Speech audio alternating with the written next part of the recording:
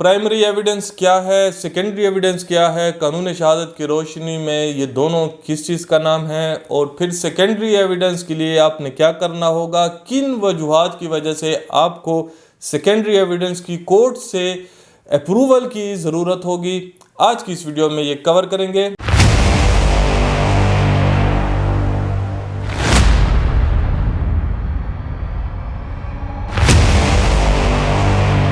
नाज़रीन कराम, अस्सलाम वालेकुम रहमतुल्लाहि व बरकातुहू। हज़ारों दरूद व सलाम हमारे ख़ातमुन नबीन सरवर दो आलम सरवर कायनात पर। आज की इस वीडियो का टॉपिक आपको मालूम हो चुका है, लेकिन अगर आप हमारे चैनल पे नए हैं तो नीचे दिए गए शुरू बटन को प्रेस करें, चैनल को ज़रूर सब्सक्राइब करें। शुरू करते हैं आज की वीडियो। प्राइमरी एविडेंस क्या है और सेकेंडरी एविडेंस क्या है, इन दोनों का सेक्शन 72 में जिक्र है कि एविडेंस जो है वो दो किस्म की हो सकती हैं, प्राइमरी एविडेंस और सेकेंडरी एविडेंस। कानून शहादत ऑर्डर है हमारा 1984 का, सेक्शन 72 है। फिर प्राइमरी एविडेंस क्या है, सेक्शन 73 में प्राइमरी एविडेंस की तशरीह की गई है, मिसालें दी गई हैं, एक्सप्लेनेशन दी गई हैं, जिसमें ये कहा गया है कि जो ओरिजिनल डॉक्यूमेंट है बजाते खुद वो प्राइमरी एविडेंस है, वो आपके साथ प्राइमरी पीस ऑफ एविडेंस है जो ओरिजिनल बजाते खुद है।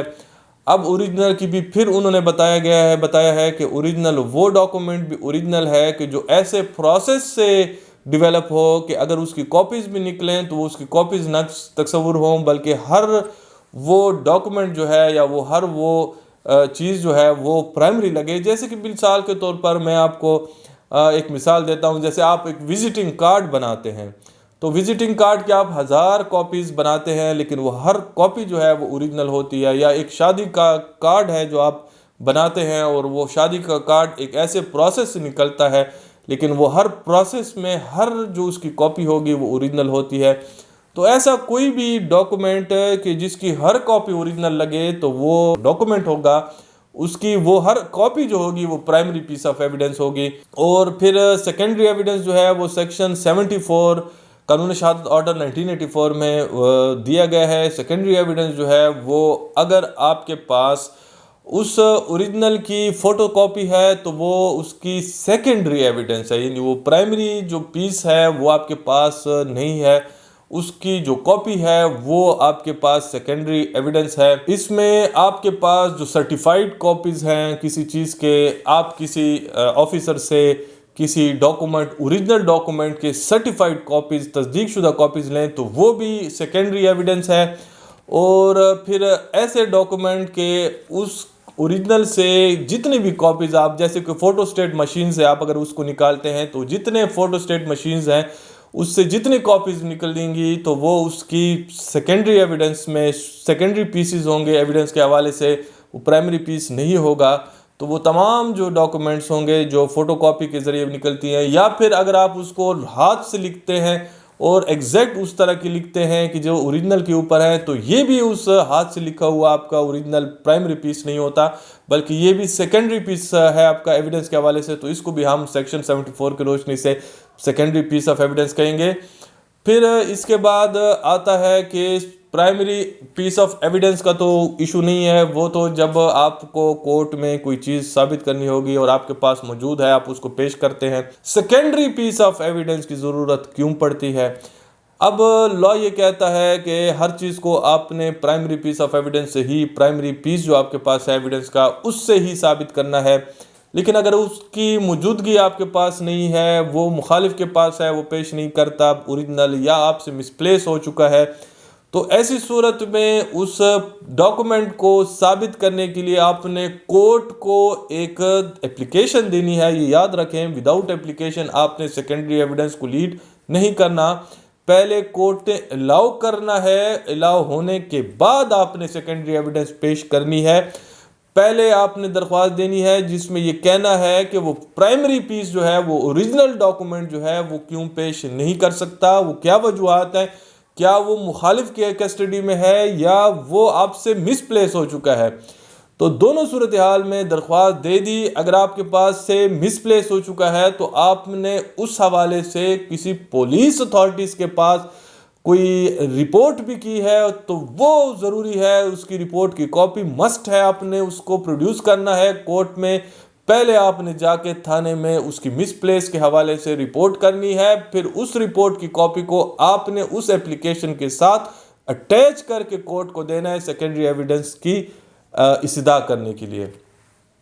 उसके बाद जब आपको सेकेंडरी एविडेंस की एप्लीकेशन अलाउ हो जाए तो सबसे पहला काम जो आपने करना है वो सेकेंडरी एविडेंस, क्योंकि आपकी एप्लीकेशन अलाउ हो चुकी है लेकिन आपने अभी साबित नहीं किया कि जिस बुनियाद पे आप उस सेकेंडरी एविडेंस को लीड करना चाहते हैं वो बुनियाद आपकी ठीक है या मेलाफाइड है, बदनीयती पे दारोमदार रखता है। तो ऐसी सूरत में सबसे पहले अगर आपसे गुम हो चुका है, मिसप्लेस हो चुका है, तो आपने उसकी रिपोर्ट थाने वालों को बुलाना है बतौर गवाह और ये साबित करना है कि वाकई गुम हो गया है, मिसप्लेस हो चुका है। और ये को मैंने इसकी जो रिपोर्ट है वो पुलिस में की थी और ये उसकी स्टेटमेंट है। थाने के रिकॉर्ड कीपर मुहर्रर को आपने कोर्ट में बुलाना है। सबसे पहला काम आपने ये करना है कि वो उसकी गुमशुदगी को साबित करना है।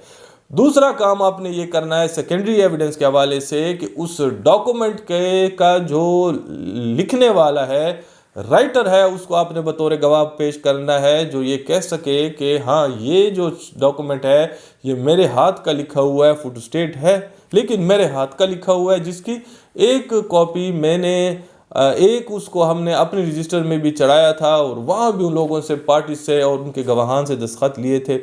फिर आपने इस तरह करना है कि जो आपने उसका कि जो दो कॉर्नर विटनेस हैं गवाह हाशिया, उनको भी बुलाना है जिन्होंने उसको दस्तखत किया है बतौर गवाह। उन्होंने भी कोर्ट में पेश होना है और कहना है कि ये फोटोस्टेट ज़रूर है लेकिन इस पे जो दस्तखत और गवाहान हैं हमने किए थे दस्तखत बतौर गवाह और ये डॉक्यूमेंट जो है ओरिजिनली बिटवीन द पार्टीज लिखा गया था।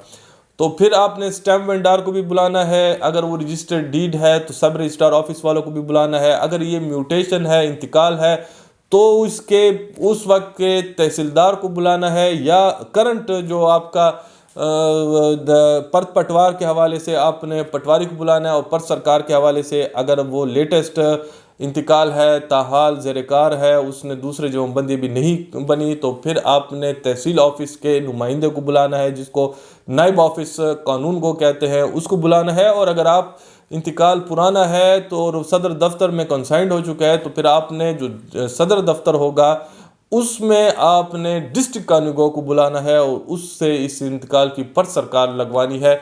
तो ये था इंतकाल या कोई भी डॉक्यूमेंट किस तरीके से आप या कोई किसी ऑफिस का है, डिप्टी कमिश्नर ऑफिस का है या हेल्थ डिपार्टमेंट का कोई एक ऐसा है या किसी एजुकेशन डिपार्टमेंट का है या किसी भी महकमे का कोई एक डॉक्यूमेंट है जिसकी ओरिजिनल आपसे मिसप्लेस हो चुकी है, तो उस महकमे के रिकॉर्ड कीपर को आपने बुलाना है। आबादकारी का है, कोई क्लेम है, कोई और डॉक्यूमेंट है, उस ऑफिस के नुमाइंदे को बुलाना और उससे उस चीज़ को लगवाना और कन्फ्रंट करवाना ज़रूरी है।